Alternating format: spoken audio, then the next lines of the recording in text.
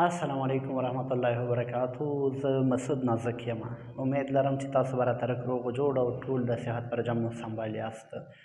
نن ورځ درته د پښتو ژبې د ګرامر له برخې په یو جالبه موضوع باندې کار کوم. امید لرم چې را سره خوښه کې یو تر پای مې تعقیب کړئ. قدرمنو اورېدونکو لیدونکو، موږ او تاسو په پښتو ژبه کې په لیکنو کې، په نومونو کې، په ضمیرونو، صفتونو او همدغه شانتې شعرونو، غزلونو او هر څه کې د پښتو ژبې واو په همغه یو ډول لیکو. په هر نوم کې، په هر عنوان کې، هر شعر کې چې واو په هر ډول راشي، موږ همغه یو طریقه باندې لیکو چې لکه دغسې. خو دا واو بیا یوازې په دې یو ډول باندې نه دی، بلکې د ګرامر له برخې نه دا بېلابېل ډولونه لري او په بېلابېل ډول کارول کیږي، چې زه درته په هر یو واو باندې بېل کار کوم. لومړی به درته ووایم چې د پښتو ژبه واو په څلورو ډوله لري، چې نرم واو، اوږد واو، کوچنی واو او څرګند واو. لکه څنګه چې پښتو ژبه په 5 ډوله ای لري، نو همدلته په څلورو ډولونو باندې واو لري. لومړی درته زه په نرم واو باندې بحث کوم. نرم واو هغه واو دی چې د واو څخه مخکې توری به یې زور لري او په هغې باندې به زور پروت وي. لکه موږ تاسو وایو چې پلو. پلو د پړوني یعنې ټیکري دا یو طرف چې وي، ښځینه چې پرې مخ پټوي، موږ دې ته پلو وایو. پلو یې ولا واچولو. کنډو دا دی په ډال باندې تاسو ګورئ د زور شته دی. کنډو واو هغه دی پاتې کېږي. دا کوم واو چې پاتې کېږي دا نرم واو دی او دې ته نرم واو ویلی کېږي. کنډو یو وګورئ همغه شانتې ویلی کېږي. په یې باندې چې دی زور موجود دی او یو دغه واو چې کوم یو دی دې ته نرم واو ویلی کېږي. د دې واو څخه مخکې توری چې کله زور ولري دا به کوم واو وي؟ دا به نرم واو وي او دې ته په پښتو ادب کې نرم واو ویل کېږي. دویمه برخه کې موږ او تاسو چې لرو د دغه څلورو واوونو د جملې څخه یو څرګند واو دی. موږ په خپلو لیکنو کې څرګند واو هم استعمالوو، په خبرو کې هم څرګند واو استعمالوو. څرګند واو به تاسو له دې نه پېژنئ چې د واو څخه مخکې توري باندې د پیښ موجود وي، هغه به پیښ لري. لکه شفتالو، لام باندې وګورئ درون پیښ موجود دی. شفتالو، زردالو، ټاپو، چاقو. دغه هغه واو دی چې د دې څخه مخکې توري باندې پیښ موجود دی او دې واو ته بیا څرګند واو ویل کېږي. دا به تاسو له دې نه پېژنئ چې دا به څرګند واو وي. امید لرم چې نرم واو او هم د دې تر څنګ څرګند واو به مو پېژندلی وي. نرم واو هغه واو چې مخکې توري باندې به یې زور موجود وي، لکه مثالونو کې مو ویلې چې پلو، کنډو، یو، بو، داسې نور، رو، داسې. او څرګند واو مو ویلې چې هغه واو دی چې د واو څخه مخکې توري باندې به پیښ موجود وي. چاقو، ټاپو، همدغه شانتې شفتالو، زردالو، لیمبو، دغه شانتې دې ته څرګند واو ویل کېږي.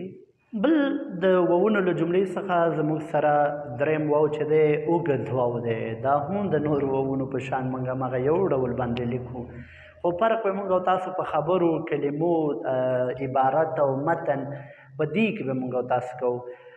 اوږد واو هغه واو دی چې په دې باندې به د مخکې توري باندې اوږد پیښ موجود وي او دا به اوږد ویلی کېږي. لکه مور، میم باندې وګورئ اوږد پیښ موجود دی. مور، خور، کور.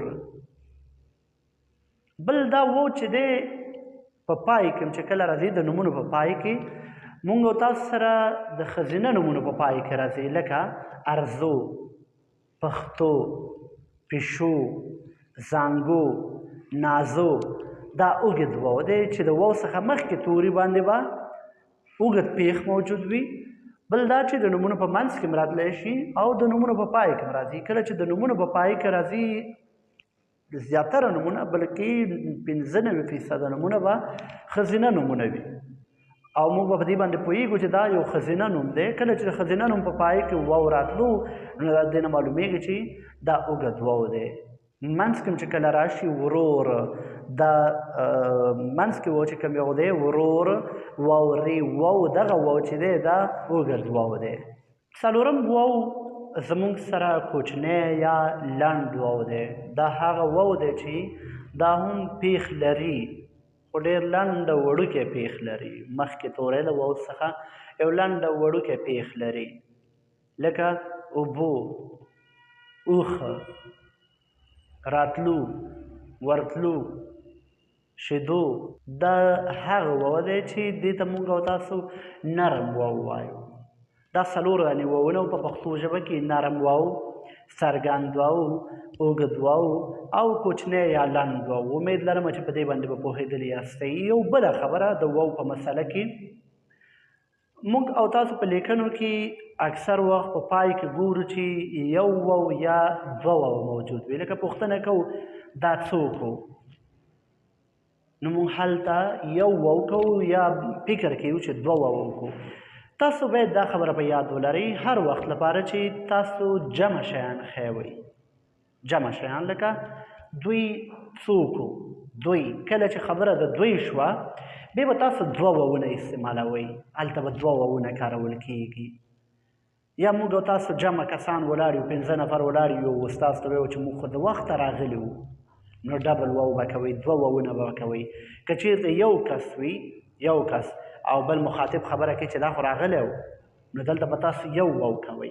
دوه واوونه تاسو د جمع حالت کې کولی شئ. کله چې تعداد د یو څخه پورته وي هغه وخت دوه واوونه کولی شئ. یا چې بیا د مفرد حالت کې وي حساب له یو څخه یو وي، مطلب د دوو څخه ښکته وي، یو واو به کوئ چې دا زما ورور. امید لرم چې د واوونو مسله مو راسره حل شي او هغه ستونزې چې نن وخت پورې تاسو لرلې واو په بېلابېلو ډولونو باندې وپېژنئ. ما مسعود نازک ته اجازت راکړئ. دغه چینل مسعود نازک چینل در سره سبسکرایب کړئ، د نورو ملګرو سره یې شریک کړئ تر څو خدمت مو لا وغځېږي او د خپلې ژبې لپاره خدمت ته دوام ورکړو. الله مو مل شه. د خدای په امان.